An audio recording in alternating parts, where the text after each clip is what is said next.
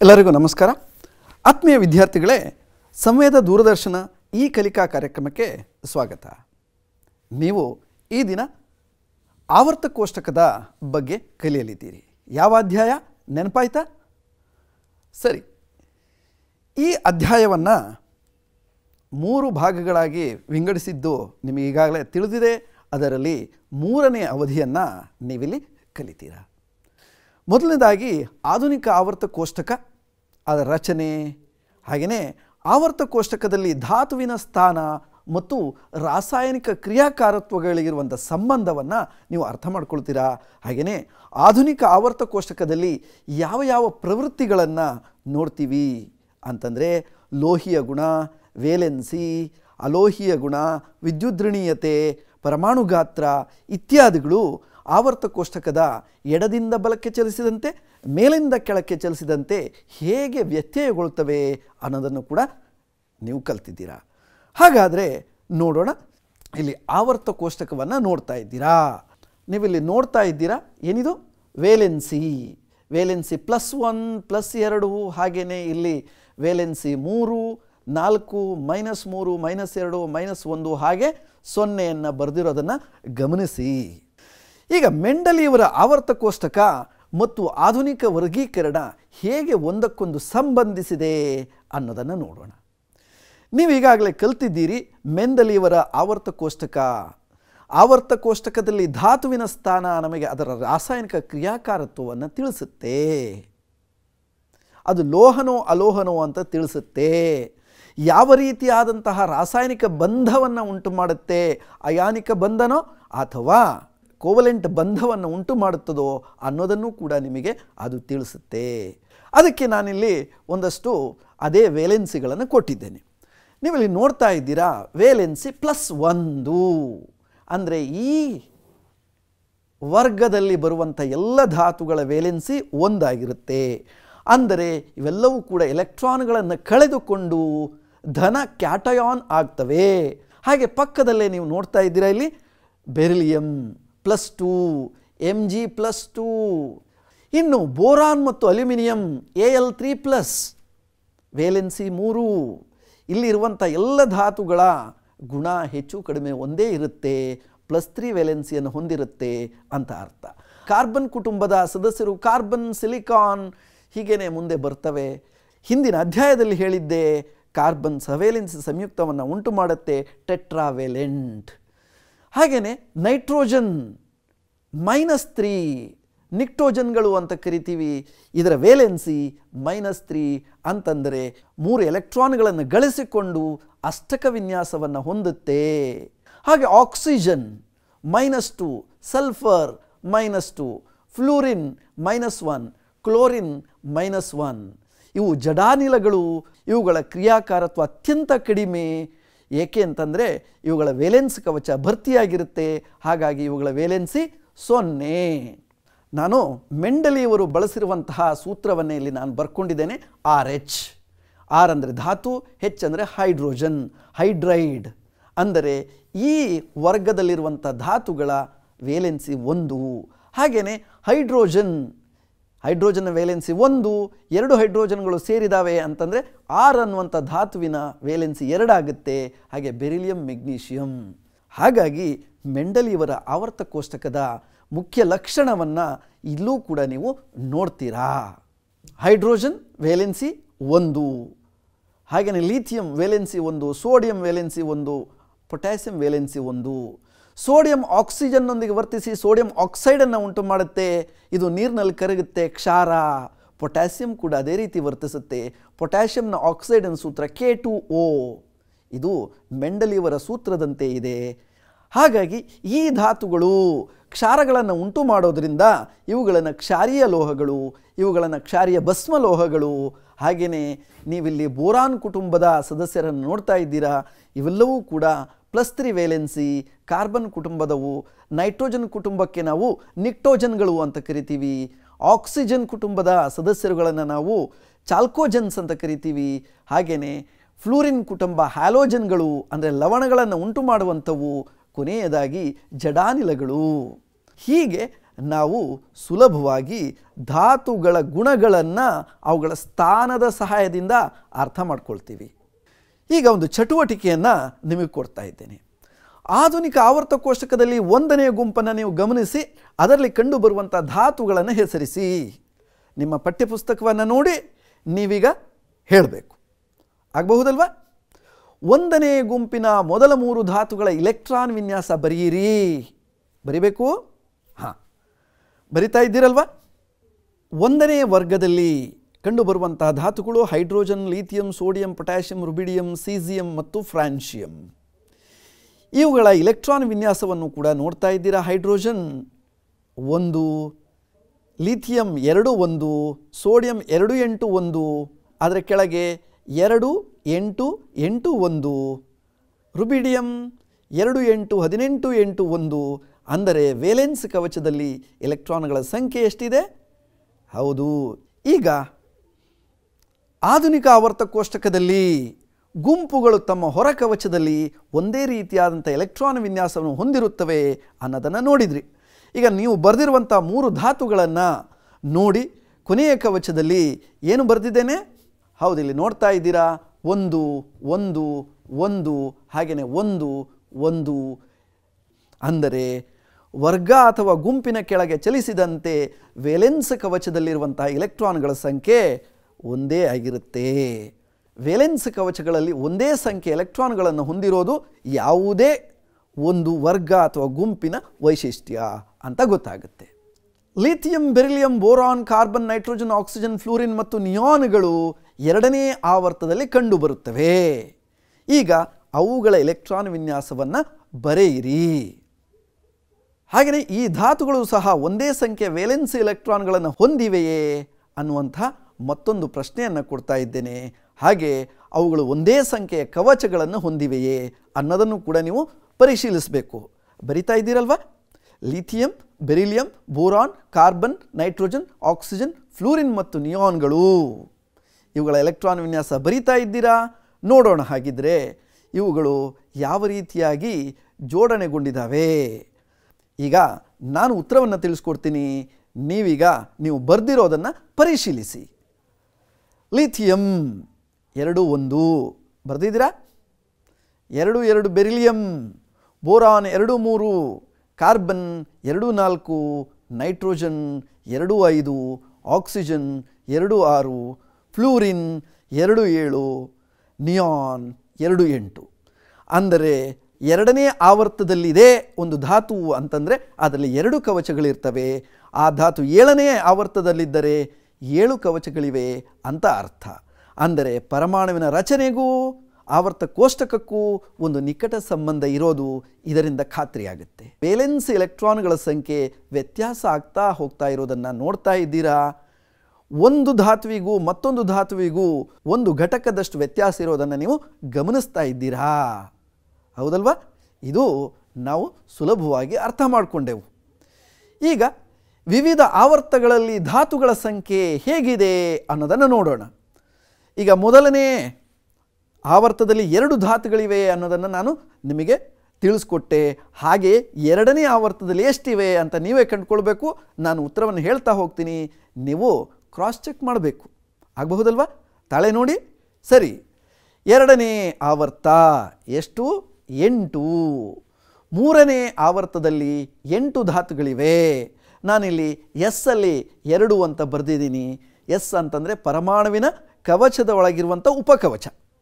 S P D F ಅನ್ನುವಂಥ 4 ಉಪಕವಚಗಳಿವೆ. ಇಲ್ಲಿ S ಮತ್ತು ಪಿಯಲ್ಲಿ ಎಸ್ ಅಲ್ಲಿ 2 ಎಲೆಕ್ಟ್ರಾನ್ ಇಡಿಸ್ತವೆ, ಪಿಯಲ್ಲಿ ಗರಿಷ್ಠ 6 ಇಡಿಸ್ತವೆ. ಅದಕ್ಕೋಸ್ಕರ 8 ಧಾತುಗಳಿವೆ. ನೋಡಿ, ಆವರ್ತ ಕೋಷ್ಟಕಕ್ಕೂ ಪರಮಾಣುವಿನ ರಚನೆಗೂ ಸಂಬಂಧ ಇರೋದನ್ನು ಗಮನಿಸ್ತಾ ಇದ್ದೀರಾ. ಹಾಗೆ 3ನೇ ಆವರ್ತದಲ್ಲಿ ಎಸ್ ಮತ್ತು ಪಿಗಳಿರೋದ್ರಿಂದ ಅದರಲ್ಲಿ 2 ಮತ್ತು 6 ಧಾತುಗಳನ್ನು ನೀವು ನೋಡ್ತಾ ಇದ್ದೀರಾ. ಹಾಗಾಗಿ ಶಕ್ತಿಯ ಏರಿಕೆಯ ಕ್ರಮದಲ್ಲಿ ಇಲೆಕ್ಟ್ರಾನ್ಗಳು ತುಂಬ್ತಾ ಹೋಗ್ತಾ ಇರೋದನ್ನು ಗಮನಿಸಬೇಕು. ಈಗ 4ನೆಯ ಆವರ್ತದಲ್ಲಿ 18 ಧಾತುಗಳಿವೆ. ಎಸ್ ಪಿ ಡಿ ಅಂದರೆ ಎಸ್ ಅಲ್ಲಿ 2, ಪಿ ಯಲ್ಲಿ 6 ಮತ್ತು ಡಿ ಯಲ್ಲಿ 10 ಎಲೆಕ್ಟ್ರಾನ್ಗಳು ತುಂಬ್ತವೆ. ಎಲ್ಲವನ್ನು ಸೇರಿಸಿದರೆ 18 ಆಗುತ್ತೆ. ಇದು ಸುಲಭವಾಗಿ ಗೊತ್ತಾಗುತ್ತೆ. ಹಾಗೆಯೇ ಈಗ 5ನೇ ಆವರ್ತದಲ್ಲೂ ಕೂಡ SP_D 2 + 6 + 10 ಅಂತ ಹಾಕಿದ್ದೀನಿ, ಅದಕ್ಕೆ 18 ಧಾತುಗಳಿವೆ ಅನ್ನೋದು ಗೊತ್ತಾಗುತ್ತೆ. ಈಗ 6ನೇ ಆವರ್ತದಲ್ಲಿ 32 ಧಾತುಗಳಿವೆ ಹೇಗೆ ಅಂತ ಯೋಚನೆ ಮಾಡ್ತಾ ಇದ್ದೀರಾ? ತಳಭಾಗದಲ್ಲಿ F ಬ್ಲಾಕ್ಗಳಿವೆ, ಅವುಗಳು 14 ಇವೆ, ಅವನ್ನು ಸೇರಿಸಿದರೆ ಎಷ್ಟಾಗುತ್ತೆ? 32. ಹಾಗೆಯೇ 7ನೇ ಆವರ್ತದಲ್ಲೂ ಕೂಡ 32 ಧಾತುಗಳು. ಸೊ SP_DF ಅಂತಂದರೆ 2 + 6 + 10 + 14 ಅಂತಂದರೆ 32. ನೀವು ಎಣಿಸಿ ಖಾತ್ರಿಪಡಿಸ್ಕೊಳ್ಬಹುದು. ವಿದ್ಯಾರ್ಥಿಗಳೇ ನೋಡಿ, ಮೊದಲನೇ ಆವರ್ತದಲ್ಲಿ 2 ಧಾತುಗಳು, 2ನೇದಲ್ಲಿ 8, 3ನೇದಲ್ಲಿ 8, 4ನೇದಲ್ಲಿ 18, 5ನೇದಲ್ಲಿ 18, 6ನೇ ಆವರ್ತದಲ್ಲಿ ನೀವಿಲ್ಲಿ 1, 2. ಇಲ್ಲಿಂದ ನೀವು ಎಣಿಸ್ಕೊಳ್ತಾ ಹೋದರೆ ಇಲ್ಲಿ ಎಷ್ಟಿವೆ? ಇಲ್ಲಿ ತನಕ ಎಷ್ಟಿವೆ? ಇಲ್ಲಿ 14. ಲ್ಯಾಂಥನಮ್ಮನ್ನು ಹೊರತುಪಡಿಸಿ 14 ಇವೆ, ಒಟ್ಟು 15 ಇವೆ. ಹಾಗೆಯೇ ನೀವು D ಬ್ಲಾಕ್ ಧಾತುಗಳಲ್ಲಿ ಇಲ್ಲಿಂದ ಪ್ರಾರಂಭ ಮಾಡಿದರೆ ಇಲ್ಲಿಯ ತನಕ 9 ಆಗ್ತವೆ. 2 + 15 + 9 + ಇಲ್ಲಿ 6 ಇವೆ. Pಯಲ್ಲಿ 6 ಎಲೆಕ್ಟ್ರಾನ್ಗಳು ಇರ್ತವೆ ಅಂತ ಹೇಳಿದೆ, ಒಟ್ಟು 32 ಆಗುತ್ತೆ. ಹೀಗೆ 6 ಮತ್ತು 7ನೇ ಆವರ್ತದಲ್ಲಿ 32 ಧಾತುಗಳು ಇರೋದನ್ನು ನೀವು ನೋಡ್ತಾ ಇದ್ದೀರಾ. ಇದು ಪರಮಾಣುವಿನ ರಚನೆ ಮತ್ತು ಆವರ್ತ ಕೋಷ್ಟಕಗಳಿಗಿರುವಂತಹ ಸಂಬಂಧ. ಈಗ ಆಧುನಿಕ ಆವರ್ತ ಕೋಷ್ಟಕದಲ್ಲಿನ ಪ್ರವೃತ್ತಿಗಳನ್ನು ನೋಡೋಣ. ಯಾವ ಯಾವ ಪ್ರವೃತ್ತಿಗಳನ್ನು ಆಧುನಿಕ ಆವರ್ತ ಕೋಷ್ಟಕದಲ್ಲಿ ನಿಯತವಾಗಿ ನೋಡಬಹುದು? ಯಾವುದೇ ಪರಮಾಣುವಿನ ಅತ್ಯಂತ ಹೊರಕವಚದಲ್ಲಿರುವಂತಹ ವೇಲೆನ್ಸ್ ಎಲೆಕ್ಟ್ರಾನ್ಗಳು ಆ ಧಾತುವಿನ ವೇಲೆನ್ಸಿಯನ್ನು ನಿರ್ಧರಿಸುತ್ತವೆ. ಹೈಡ್ರೋಜನ್ 1, ಲಿಥಿಯಂ 2, 1, ವೇಲೆನ್ಸ್ ಕವಚದಲ್ಲಿ 1, ಸೋಡಿಯಂ 2, 8, 1. ನೋಡಿ, 1, 2 ಸೋಡಿಯಂನ ಎಲೆಕ್ಟ್ರಾನ್ ವಿನ್ಯಾಸವನ್ನು ಹೇಳ್ತಾ ಇದ್ದೇನೆ. ಹಾಗೆ ಇಲ್ಲಿ 2 + 6 8 ಆಗುತ್ತೆ. ಹಾಗೆ ಸೋಡಿಯಂ 1, ಹಾಗಾಗಿ ಅದರ ಎಲೆಕ್ಟ್ರಾನ್ ವಿನ್ಯಾಸ 2, 8, 1. ಸುಲಭವಾಗಿದೆ ಅಲ್ವಾ? ಹೀಗೆ ಧಾತುವಿನ ವೇಲೆನ್ಸ್ ಕವಚದಲ್ಲಿರುವಂತಹ ಇಲೆಕ್ಟ್ರಾನ್ಗಳು ಅತ್ಯಂತ ಪ್ರಮುಖ. ಈಗ ಅಷ್ಟಕವನ್ನು ಅಥವಾ ಸ್ಥಿರ ವಿನ್ಯಾಸ, ಜಡಾನಿಲದ ವಿನ್ಯಾಸವನ್ನು ಹೊಂದೋದಕ್ಕೆ ಈ ಧಾತುಗಳು 1 ಎಲೆಕ್ಟ್ರಾನನ್ನು ಕಳ್ಕೊಳ್ತವೆ ಅಥವಾ 7 ಎಲೆಕ್ಟ್ರಾನನ್ನು ಗಳಿಸ್ಕೊಳ್ಬೇಕು.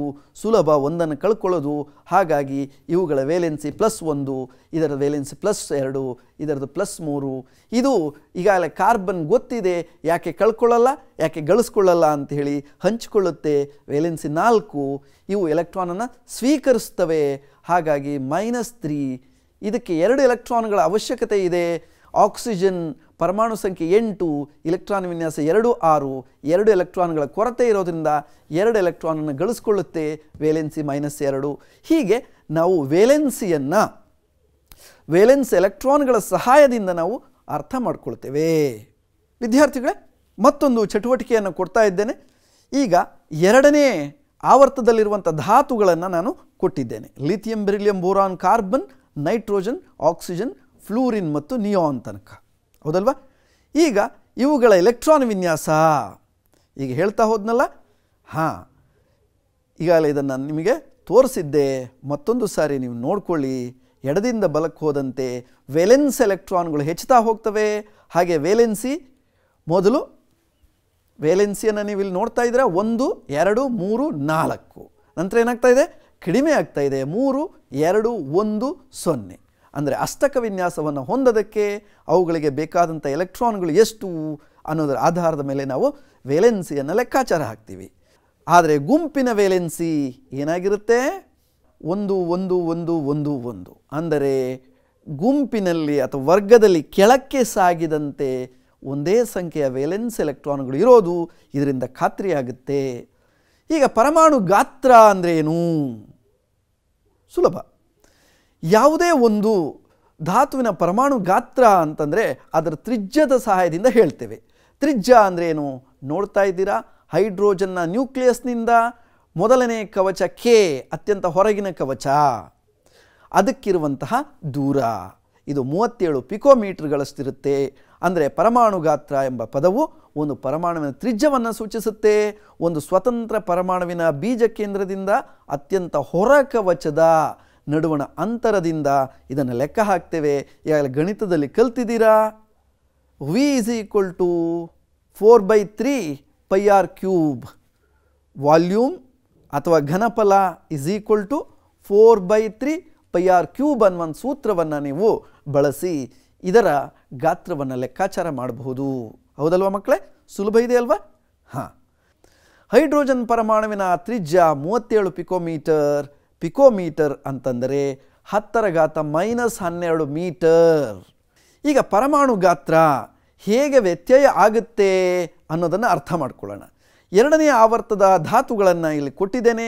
Beryllium, boron, oxygen, nitrogen, lithium, carbon ಕೆಲವು ಧಾತುಗಳನ್ನು ಕೊಟ್ಟಿದ್ದೇನೆ. ಅವುಗಳ ತ್ರಿಜ್ಯವನ್ನು ಕೂಡ ಅವುಗಳ ಕೆಳಗೆ ಕೊಟ್ಟಿದ್ದೇನೆ. ನೋಡ್ತಾ ಇದ್ದೀರಾ? 88, boron, beryllium 111, oxygen 66, nitrogen 74, lithium 152, carbon 77. ಈಗ ನೀವೇನು ಮಾಡಬೇಕು ಅಂತಂದರೆ ಇಳಿಕೆಯ ಕ್ರಮದಲ್ಲಿ ಜೋಡಿಸಿ. ಪರಮಾಣುವಿನ ತ್ರಿಜ್ಯ ಇಳಿಕೆಯ ಕ್ರಮದಲ್ಲಿ ಜೋಡಿಸಿ ಧಾತುಗಳನ್ನು ನೀವು ಜೋಡಣೆ ಮಾಡಬೇಕು. ನನ್ನ ಜೊತೆಗೆ ನೀವು ಪ್ರಯತ್ನಿಸಿ ನಿಮ್ಮ ಉತ್ತರವನ್ನು ಹೋಲಿಕೆ ಮಾಡೋಣ. ಹಾಂ, ಅತ್ಯಂತ ಹೆಚ್ಚಿನದನ್ನು ಮೊದಲು ಬರಿಬೇಕು. 152 ಯಾವ ಧಾತು? ಲಿಥಿಯಂ. ಈಗ 111 ಬೆರಿಲಿಯಂ, ಮೂರನೇದು ಬೋರಾನ್ 88, ಕಾರ್ಬನ್ 77, ನೈಟ್ರೋಜನ್ 74, ಆಕ್ಸಿಜನ್ 66. ಹೀಗೆ ನಾವು ಜೋಡಿಸಿದಾಗ ಒಂದು ವಿನ್ಯಾಸವನ್ನು ನೋಡ್ತೀರಾ. ಆವರ್ತ ಕೋಷ್ಟಕವನ್ನು ಗಮನಿಸಿ, ಈ ಧಾತುಗಳ ಸ್ಥಾನವನ್ನು ಗಮನಿಸಿ. Lithium, beryllium, boron, carbon, nitrogen, oxygen ಇದು ಆವರ್ತ ಕೋಷ್ಟಕದಲ್ಲಿ ನಾವು ಜೋಡಿಸಿರುವಂತಹ ರೀತಿಯನ್ನು ಸರಿ ಹೊಂದಿದೆ. ಅಂದರೆ ಎಡದಿಂದ ಬಲಕ್ಕೆ ಚಲಿಸಿದಂತೆ ಆವರ್ತದ ಗುಂಟ ಪರಮಾಣುವಿನ ಗಾತ್ರ ಏನಾಗುತ್ತೆ? ಹೌದು, ಕಡಿಮೆಯಾಗುತ್ತದೆ ಅನ್ನೋದು ಗೊತ್ತಾಗುತ್ತೆ. ಪರಮಾಣು ಗಾತ್ರ ಕಡಿಮೆ ಇದ್ದರೆ ಅಲೋಹೀಯ ಗುಣ ಹೆಚ್ಚಾಗುತ್ತೆ. ಪರಮಾಣುವಿನ ಗಾತ್ರ ಹೆಚ್ಚಿದ್ದರೆ ಅದು ಲೋಹೀಯ ಗುಣವನ್ನು ಹೊಂದಿದೆ ಅನ್ನೋದು ಕೂಡ ಗೊತ್ತಾಗುತ್ತೆ. ಯಾಕೆಂದರೆ ಲಿಥಿಯಂ ಲೋಹ, ಆಕ್ಸಿಜನ್ ಅಲೋಹ. ಯಾವ ಧಾತುಗಳು ಅತ್ಯಂತ ದೊಡ್ಡ ಮತ್ತು ಅತ್ಯಂತ ಚಿಕ್ಕ ಪರಮಾಣುಗಳನ್ನು ಹೊಂದಿವೆ? ಆವರ್ತದಲ್ಲಿ ಎಡದಿಂದ ಬಲಕ್ಕೆ ಸಾಗಿದಂತೆ ಪರಮಾಣು ತ್ರಿಜ್ಯ ಹೇಗೆ ಬದಲಾಗುತ್ತದೆ? ಈಗ ತಾನೇ ನಿಮಗೆ ತಿಳಿಸಿದೆ. ತಕ್ಷಣ ಒಂದು ಪ್ರಶ್ನೆಯನ್ನು ಕೊಟ್ಟಿದ್ದೇನೆ. ಏನು ಯೋಚನೆ ಮಾಡ್ತಾ ಇದ್ದೀರಾ? ಎಡದಿಂದ ಬಲಕ್ಕೆ ಹೋದಂತೆ ಪರಮಾಣುವಿನ ಗಾತ್ರ ಕಡಿಮೆ ಆಗುತ್ತದೆ ಅಂತಂದರೆ ನಿಮ್ಮ ಎಡಭಾಗದಲ್ಲಿ ಏನು ನೋಡ್ತಾ ಇದ್ದೀರಾ? ಲೋಹಗಳನ್ನು. ಬಲಕ್ಕೆ ಹೋದಂತೆ ನಾವು ಅಲೋಹಗಳನ್ನು ನೋಡ್ತೀವಿ. ಹೌದಲ್ವಾ? ಪರಮಾಣು ತ್ರಿಜ್ಯ ಬಲಕ್ಕೆ ಹೋದಂತೆ ಕಡಿಮೆ ಆಗುತ್ತೆ ಅನ್ನೋದನ್ನು ನಾವು ಈಗ ತಿಳ್ಕೊಂಡ್ವಿ. ನೀವಿಲ್ಲಿ ಚಿತ್ರದ ಮೂಲಕ ಮತ್ತೊಂದು ಸಾರಿ ಆವರ್ತದ ಗುಂಟ ಸಾಗಿದಂತೆ ಪರಮಾಣುವಿನ ಗಾತ್ರ ಕಡಿಮೆಯಾಗುತ್ತದೆ ಅನ್ನೋದನ್ನು ನೋಡ್ತಾ ಇದ್ದೀರಾ. ತ್ರಿಜ್ಯ ಬರ್ತಾ ಬರ್ತಾ ಕಡಿಮೆ ಆಗುತ್ತೆ ಅಂದರೆ ಲೋಹೀಯ ಗುಣ ಕಡಿಮೆ ಆಗುತ್ತದೆ, ಅಲೋಹೀಯ ಗುಣ ಹೆಚ್ಚಾಗುತ್ತದೆ ಅಂತ ಅರ್ಥ. ಯಾಕೆ ಹೀಗೆ ಬದಲಾಗುತ್ತೆ ಅಂತಂದರೆ ನ್ಯೂಕ್ಲಿಯಸ್ನ ಆವೇಶ ಹೆಚ್ಚುತ್ತಾ ಹೋಗುತ್ತೆ. ಎಲೆಕ್ಟ್ರಾನ್ಗಳನ್ನು ನ್ಯೂಕ್ಲಿಯಸ್ ತನ್ನ ಹತ್ತಿರಕ್ಕೆ ಎಳ್ಕೊಳ್ಳುತ್ತೆ. ಪರಮಾಣು ಗಾತ್ರ ಚಿಕ್ಕದಾಗುತ್ತೆ ಅನ್ನೋದು ಇದರಿಂದ ವೇದ್ಯವಾಗುತ್ತೆ. ಎಡದಿಂದ ಬಲಕ್ಕೆ ಹೋದಂತೆ ಪ್ರೋಟಾನ್ಗಳ ಸಂಖ್ಯೆ ಹೆಚ್ಚುತ್ತಾ ಹೋಗುತ್ತೆ. ಪ್ರೋಟಾನ್ಗಳು ಧನವಿದ್ಯುದಾವೇಶವನ್ನು ಹೊಂದಿವೆ. ಹೆಚ್ಚೆಚ್ಚು ಧನವಿದ್ಯುದಾವೇಶ ಆಗ್ತಾ ಹೋದಂತೆ ಇಲೆಕ್ಟ್ರಾನ್ಗಳನ್ನು ಹತ್ತಿರಕ್ಕೆ ಎಳೆಯುತ್ತೆ. ಇದರಿಂದ ಗಾತ್ರ ಕಡಿಮೆ ಆಗುತ್ತೆ ಅಂತ ಹೇಳಬಹುದು.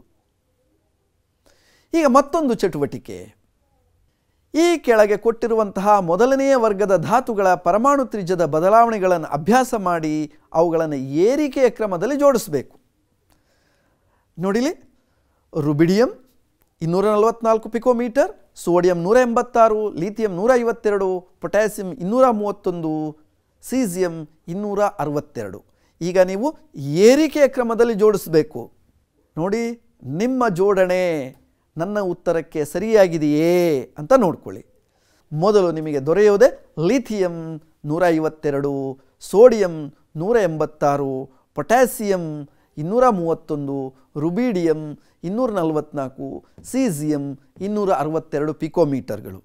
ಅಂದರೆ ಮೇಲಿನಿಂದ ಕೆಳಕ್ಕೆ ಚಲಿಸಿದಂತೆ ಪರಮಾಣು ಗಾತ್ರ ಹೆಚ್ಚಾಗುತ್ತೆ ಅನ್ನೋ ತೀರ್ಮಾನಕ್ಕೆ ನೀವು ಬರ್ತೀರಾ. ಹೌದಲ್ವಾ? ಹೌದು, ನಾನಿಲ್ಲಿ ಜೋಡಿಸಿದ್ದೀನಿ, ನೋಡ್ತಾ ಇದ್ದೀರಾ. ಲಿಥಿಯಮಲ್ಲಿ 2 ಕವಚಗಳಿಗೆ 1 2, ಸೋಡಿಯಮಲ್ಲಿ 3 ಇವೆ, ಪೊಟ್ಯಾಸಿಯಮಲ್ಲಿ 4 ಕವಚಗಳು, ಹಾಗೆ ರುಬೀಡಿಯಮಲ್ಲಿ ನೀವು ನೋಡ್ತಾ ಇದ್ದೀರಾ 5. ಹಾಗಾಗಿ ನೀವು ಇಲ್ಲಿ ನೋಡ್ತಾ ಇದ್ದೀರಾ 152ರಿಂದ ಹೆಚ್ಚಾಗ್ತಾ ಹೋಗುತ್ತೆ. ರುಬೀಡಿಯಂ ಅತ್ಯಂತ ಹೆಚ್ಚಿನ ಪರಮಾಣು ಗಾತ್ರವನ್ನು ಹೊಂದಿದೆ. ಅಂದರೆ ಏನಂತ ಅರ್ಥ? ವರ್ಗದಲ್ಲಿ ಕೆಳಗೆ ಹೋದಂತೆ ಹೊಸ ಕವಚಗಳು ಸೇರ್ಪಡೆಯಾಗೋದ್ರಿಂದ ಪರಮಾಣು ಗಾತ್ರ ಹೆಚ್ಚುತ್ತೆ ಅನ್ನೋದು ಸುಲಭವಾಗಿ ನಿಮಗೆ ಅರ್ಥ ಆಯಿತು. ಇದು ಅತ್ಯಂತ ಹೊರಗಿನ ಎಲೆಕ್ಟ್ರಾನ್ಗಳು ಮತ್ತು ನ್ಯೂಕ್ಲಿಯಸ್ನ ನಡುವಿನ ಅಂತರವನ್ನು ಹೆಚ್ಚಿಸುತ್ತೆ. ಹೊಸ ಕವಚದ ಸೇರ್ಪಡೆಯಿಂದ ಅತ್ಯಂತ ಹೊರಗಿನ ಎಲೆಕ್ಟ್ರಾನ್ಗಳು ಮತ್ತು ನ್ಯೂಕ್ಲಿಯಸ್ನ ನಡುವಿನ ಅಂತರ ಹೆಚ್ಚುತ್ತೆ. ಇದರಿಂದ ನ್ಯೂಕ್ಲಿಯಸ್ನ ಆವೇಶ ಹೆಚ್ಚಾದರೂ ಕೂಡ ಪರಮಾಣು ಗಾತ್ರ ಹೆಚ್ಚಾಗುತ್ತೆ ಅನ್ನೋದು ಅರ್ಥ ಆಗುತ್ತೆ. ಹೌದಲ್ವಾ? ನೀವಿಲ್ಲಿ ನೋಡ್ತಾ ಇದ್ದೀರಾ, ಮೇಲಿಂದ ಕೆಳಕ್ಕೆ ಚಲಿಸಿದಂತೆ ಪರಮಾಣುವಿನ ಗಾತ್ರ ಹೆಚ್ಚುತ್ತಾ ಇರೋದನ್ನು ಚಿತ್ರದ ಮೂಲಕ ತೋರಿಸಿದ್ದೇನೆ. ಈಗ ಲೋಹೀಯ ಮತ್ತು ಅಲೋಹೀಯ ಗುಣಗಳು ಅಂದರೆ ಏನು ಅಂತ ನೋಡೋಣ. ಲೋಹಗಳು ಆವರ್ತ ಕೋಷ್ಟಕದ ಎಡಭಾಗದಲ್ಲೂ ಅಲೋಹಗಳು ಬಲಭಾಗದಲ್ಲೂ ಕಂಡುಬರುತ್ತವೆ. ಮಧ್ಯದಲ್ಲಿ ಲೋಹಾಭಗಳು ಕಾಣಿಸಿಕೊಳ್ಳುತ್ತವೆ. ಇವುಗಳು ಲೋಹ ಮತ್ತು ಅಲೋಹ ಎರಡರ ಗುಣಲಕ್ಷಣಗಳನ್ನು ಕೂಡ ಹೊಂದಿರ್ತವೆ. ಅಂತಹ ಧಾತುಗಳನ್ನು ಆವರ್ತ ಕೋಷ್ಟಕದಲ್ಲಿ ತೋರಿಸ್ತೇನೆ, ಗಮನಿಸಿ, ನೋಟ್ ಮಾಡಿಕೊಳ್ಳಿ. ವಿದ್ಯಾರ್ಥಿಗಳೇ, ನೀವಿಲ್ಲಿ ನೋಡ್ತಾ ಇದ್ದೀರಾ ಮೆಟಲಾಯ್ಡ್ ಲೋಹಾಭಗಳು ಅನ್ನುವಂತಹ ಪದವನ್ನು ಕ್ಲಿಕ್ ಮಾಡಿದ್ದೇನೆ. ಆಗ boron, silicon, germanium, arsenic, antimony, tellurium ಮತ್ತು ಆಸ್ಟಟೈನ್ ಅನ್ನುವಂಥ ಧಾತುಗಳು ನೀಲಿ ಬಣ್ಣದಲ್ಲಿ ಕಾಣಿಸ್ತಾ ಇವೆ. ಕ್ಷಾರೀಯ ಲೋಹಗಳು, ಕ್ಷಾರೀಯ ಭಸ್ಮಲೋಹಗಳು, ಟ್ರಾನ್ಸಿಷನ್ ಅಥವಾ ಸಂಕ್ರಮಣ ಧಾತುಗಳು, ಹಾಗೆಯೇ ಪೋಸ್ಟ್ ಟ್ರಾನ್ಸಿಷನ್ ಸಂಕ್ರಮಣೋತ್ತರ ಧಾತುಗಳು, ಲೋಹಾಭಗಳು, ಹಾಗೆ ಜಡಾನಿಲಗಳು, ಹೀಗೆ ಬೇರೆ ಬೇರೆ ಧಾತುಗಳನ್ನು ನೀವು ಸುಲಭವಾಗಿ ಅರ್ಥೈಸ್ಕೊಳ್ಬಹುದು. ನಿಮ್ಮ ಪಠ್ಯಪುಸ್ತಕದಲ್ಲಿರುವಂತಹ ಆವರ್ತ ಕೋಷ್ಟಕದಲ್ಲಿ ನೀವು ಗುರುತು ಹಾಕ್ಕೊಂಡ್ರಲ್ವ? ಹಾಗಾದರೆ ಈಗ ಈ ಲೋಹೀಯ ಮತ್ತು ಅಲೋಹೀಯ ಗುಣಗಳು ಹೇಗೆ ಎಡದಿಂದ ಬಲಕ್ಕೆ ಬದಲಾಗುತ್ತವೆ ಅನ್ನೋದನ್ನು ನೀವು ಊಹೆ ಮಾಡ್ತೀರಾ. ಇಲ್ಲಿ ಜಿಗ್ಜ್ಯಾಗ್ ಗೆರೆಯನ್ನು ನೀವು ನೋಡ್ತೀರಾ. Boron, silicon, germanium, arsenic, antimony ಮತ್ತು ಟೆಲ್ಯೂರಿಯಂ ಮತ್ತು ಪೊಲೋನಿಯಂಗಳು ಲೋಹಾಭಗಳು. ಈಗ ನಿಮಗೆ 2 ಚಿತ್ರಗಳನ್ನು ತೋರಿಸ್ತಾ ಇದ್ದೀನಿ. ಸೋಡಿಯಂ, ಇದರ ಇಲೆಕ್ಟ್ರಾನ್ ವಿನ್ಯಾಸವನ್ನು ಗಮನಿಸಿ, 2 8 1. ಹಾಗೆ ಅಲೋಹವಾದಂಥ ಕ್ಲೋರಿನ್ 2 8 7. ಈಗ ನೋಡ್ತಾ ಇದ್ದೀರಾ ಏನಾಗ್ತಾ ಇದೆ? ಲೋಹಗಳು ವಿದ್ಯುದ್ಧನ ಅನ್ನೋದನ್ನು ನೀವು ಲೋಹಗಳು ಅಧ್ಯಾಯದಲ್ಲಿ ಕಲ್ತಿದ್ದೀರಾ. ಇಲ್ಲಿ ಲೋಹಗಳು ಎಲೆಕ್ಟ್ರಾನ್ಗಳನ್ನು ಕಳ್ಕೊಳ್ಳುವಂಥ ಸ್ವಭಾವ, ಅಲೋಹಗಳು ಎಲೆಕ್ಟ್ರಾನ್ಗಳನ್ನು ಗಳಿಸಿಕೊಳ್ಳುವಂಥ ಸ್ವಭಾವವನ್ನು ಹೊಂದಿವೆ.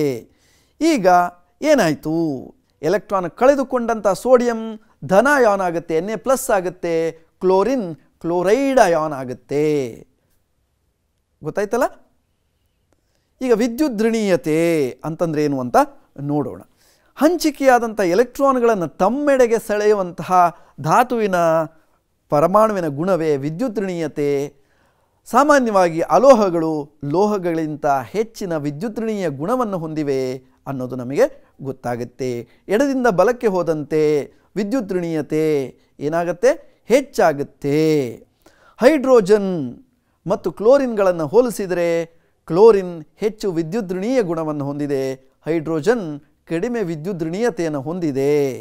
ಅಂದರೆ ಎಡದಿಂದ ಬಲಕ್ಕೆ ಚಲಿಸಿದಂತೆ ವಿದ್ಯುದ್ಧೃಣೀಯತೆ ಹೆಚ್ಚುತ್ತದೆ. ಮೇಲಿನಿಂದ ಕೆಳಕ್ಕೆ ಗುಂಪಿನಲ್ಲಿ ಚಲಿಸಿದಂತೆ ವಿದ್ಯುದ್ಧೃಣೀಯತೆ ಕಡಿಮೆಯಾಗುತ್ತದೆ. ವಿದ್ಯುದ್ಧೃಣೀಯತೆ ಅನ್ನೋದು ಅಲೋಹೀಯ ಗುಣ, ವಿದ್ಯುದ್ಧನೀಯತೆ ಅನ್ನೋದು ಲೋಹೀಯ ಗುಣ ಅನ್ನೋದನ್ನು ಇನ್ನೊಂದು ಸಾರಿ ಸ್ಮರಿಸ್ಕೊಳ್ಳಿ. ಸಾಮಾನ್ಯವಾಗಿ ಲೋಹದ ಆಕ್ಸೈಡ್ಗಳು ಪ್ರತ್ಯಾಮ್ಲೀಯ ಗುಣವನ್ನು ಹೊಂದಿರುತ್ತವೆ, ಅಲೋಹೀಯ ಆಕ್ಸೈಡ್ಗಳು ಆಮ್ಲೀಯ ಗುಣವನ್ನು ಹೊಂದಿರುತ್ತವೆ ಅನ್ನೋದನ್ನು ಆವರ್ತ ಕೋಷ್ಟಕವನ್ನು ತೋರಿಸ್ತಾ ನಿಮಗೆ ಹೇಳಿದ್ದೆ. ಕ್ಷಾರೀಯ ಲೋಹಗಳು, ಕ್ಷಾರಗಳು ಅಂತಂದರೆ ಪ್ರತ್ಯಾಮ್ಲಗಳು, ನೀರಿನಲ್ಲಿ ಕರಗುವಂಥವು.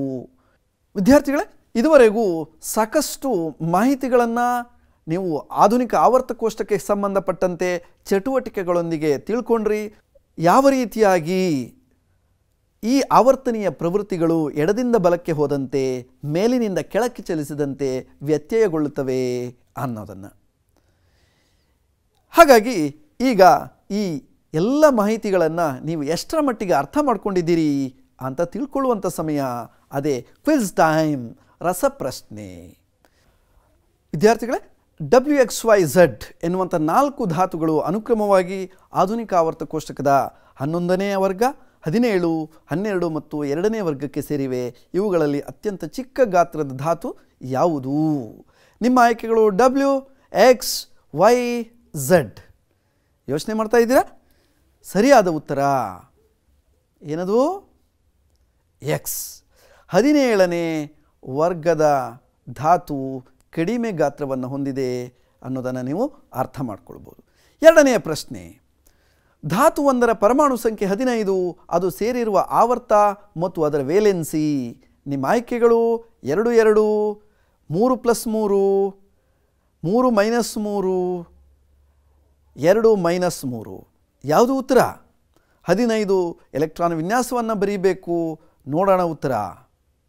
3 - 3 ಪರಮಾಣು ಸಂಖ್ಯೆ 15, ಎಲೆಕ್ಟ್ರಾನ್ ವಿನ್ಯಾಸ 2, 8, 5. ಆಧುನಿಕ ಆವರ್ತ ಕೋಷ್ಟಕದಲ್ಲಿ ಆವರ್ತಗಳು ಮತ್ತು ವರ್ಗಗಳ ಸಂಖ್ಯೆ ಈಗಾಗಲೇ ನೀವು ಅದು ತಿಳ್ಕೊಂಡಿದ್ದೀರಾ. ಉತ್ತರವನ್ನು ನೋಡೋಣ. ಹೌದು, 7 ಮತ್ತು 18 ಸರಿಯಾದ ಉತ್ತರ. ಮುಂದಿನ ಪ್ರಶ್ನೆ, ಇವುಗಳಲ್ಲಿ ಹೆಚ್ಚು ಲೋಹೀಯ ಗುಣವನ್ನು ಹೊಂದಿರುವಂಥ ಧಾತು. Lithium 152 picometre, sodium 186 picometre, potassium 231 picometre, ರುಬಿಡಿಯಂ 244. ನಿಮ್ಮ ಆಯ್ಕೆಗಳು ಲಿಥಿಯಂ, ಸೋಡಿಯಂ, ಪೊಟ್ಯಾಸಿಯಂ, ರುಬಿಡಿಯಂ. ಯಾವುದು ಸರಿಯಾದ ಉತ್ತರ? ಮೇಲಿನಿಂದ ಕೆಳಕ್ಕೆ ಚಲಿಸಿದಂತೆ ಲೋಹೀಯ ಗುಣ ಹೆಚ್ಚಾಗುತ್ತದೆ, ಹಾಗಾಗಿ ರುಬಿಡಿಯಂ 244. ಮುಂದಿನ ಪ್ರಶ್ನೆ, 2ನೇ ಆವರ್ತದ ಧಾತುಗಳನ್ನು ನೀಡಿದ್ದೇನೆ. Boron, beryllium, oxygen, nitrogen, lithium, carbon. ಕೆಳಗೆ ಅವುಗಳ ಪರಮಾಣು ಸಂಖ್ಯೆಯನ್ನು ಕೂಡ ಕೊಟ್ಟಿದೆ. ಹಾಗಾಗಿ ಇವುಗಳಲ್ಲಿ ಹೆಚ್ಚು ಅಲೋಹೀಯ ಗುಣ ಮತ್ತು ಕಡಿಮೆ ಪರಮಾಣು ಗಾತ್ರವುಳ್ಳಂತಹ ಧಾತುಗಳನ್ನು ನೀವು ಗುರುತಿಸಬೇಕು. ಹೌದಲ್ವಾ? ಆಯ್ಕೆಗಳು ಬೋರಾನ್ ಮತ್ತು ಬೆರಿಲಿಯಂ, ಆಕ್ಸಿಜನ್ ಮತ್ತು ಆಕ್ಸಿಜನ್, ಆಕ್ಸಿಜನ್ ಮತ್ತು ಕಾರ್ಬನ್, ಆಕ್ಸಿಜನ್ ಮತ್ತು ನೈಟ್ರೋಜನ್. ಅತ್ಯಂತ ಹೆಚ್ಚು ಅಲೋಹೀಯ ಗುಣ ಯಾವುದು? ಆಕ್ಸಿಜನ್. ಅತ್ಯಂತ ಕಡಿಮೆ ಪರಮಾಣು ಗಾತ್ರವುಳ್ಳದ್ದು ಆಕ್ಸಿಜನ್. ಯಾಕೆ ಅಂತಂದರೆ ಎಡದಿಂದ ಬಲಕ್ಕೆ ಹೋದಂತೆ ಪರಮಾಣು ಗಾತ್ರ ಕಡಿಮೆ ಆಗುತ್ತೆ, ಅಲೋಹೀಯ ಗುಣ ಹೆಚ್ಚುತ್ತೆ. ವಿದ್ಯಾರ್ಥಿಗಳೇ, ಈಗ ಗ್ರಹ ಕಾರ್ಯ ಈಗಾಗಲೇ ಕಲ್ತಿರುವಂಥದ್ದನ್ನು ಮತ್ತೊಂದು ಬಾರಿ ಪುನರ್ಮನನ ಮಾಡಿಕೊಳ್ಳೋದಕ್ಕೆ ನಿಮಗೆ ಒಂದಷ್ಟು ಪ್ರಶ್ನೆಗಳನ್ನು ಕೊಡ್ತಾ ಇದ್ದೇನೆ. ಮೊದಲನೇ ಪ್ರಶ್ನೆ, ಪರಮಾಣು ಗಾತ್ರವನ್ನು ಉದಾಹರಣೆಯೊಂದಿಗೆ ವಿವರಿಸಿ. ಸುಲಭ ಇದೆಯಲ್ವಾ? 2ನೆಯ ಪ್ರಶ್ನೆ, ಆಧುನಿಕ ಆವರ್ತ ಕೋಷ್ಟಕದಲ್ಲಿ ಆವರ್ತ ಮತ್ತು ಗುಂಪುಗಳಲ್ಲಿ ಲೋಹೀಯ ಮತ್ತು ಅಲೋಹೀಯ ಗುಣಗಳು ಹೇಗೆ ಬದಲಾವಣೆ ಹೊಂದುತ್ತವೆ? ಬರ್ಕೊಳ್ತಾ ಇದ್ದೀರಲ್ವಾ? ಈಗ ಮುಂದಿನ ಪ್ರಶ್ನೆ, ಧಾತುವಿನ ಸ್ಥಾನವು ಅದರ ರಾಸಾಯನಿಕ ಗುಣಗಳಿಗೆ ಸಂಬಂಧಿಸಿದೆ. ಈ ಹೇಳಿಕೆಯನ್ನು ಸಮರ್ಥಿಸಿ. ಮುಂದಿನ ಪ್ರಶ್ನೆ, ವಿದ್ಯುದ್ಋಣೀಯತೆ ಆವರ್ತ ಮತ್ತು ಗುಂಪುಗಳಲ್ಲಿ ಹೇಗೆ ವ್ಯತ್ಯಾಸಗೊಳ್ಳುತ್ತದೆ?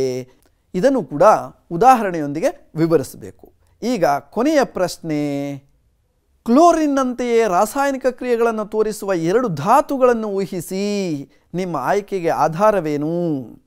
ಈಗ 5 ಪ್ರಶ್ನೆಗಳನ್ನು ನೀವು ಬರ್ಕೊಂಡು ಉತ್ತರಗಳನ್ನು ಬರೆಯಿರಿ. ನಿಮ್ಮ ಸ್ನೇಹಿತರೊಂದಿಗೆ ಚರ್ಚಿಸಿ, ನಿಮ್ಮ ಶಿಕ್ಷಕರೊಂದಿಗೆ ಕೂಡ ಚರ್ಚಿಸಿ ಉತ್ತರವನ್ನು ಅವರಿಗೆ ಕಳಿಸ್ಕೊಡಿ. ಇದುವರೆಗೂ ಕೂಡ ಸಾಕಷ್ಟು ಹೊಸ ಮಾಹಿತಿಗಳನ್ನು ಆವರ್ತ ಕೋಷ್ಟಕಕ್ಕೆ ಸಂಬಂಧಪಟ್ಟಂತೆ ಕಲ್ತ್ಕೊಂಡ್ರಿ.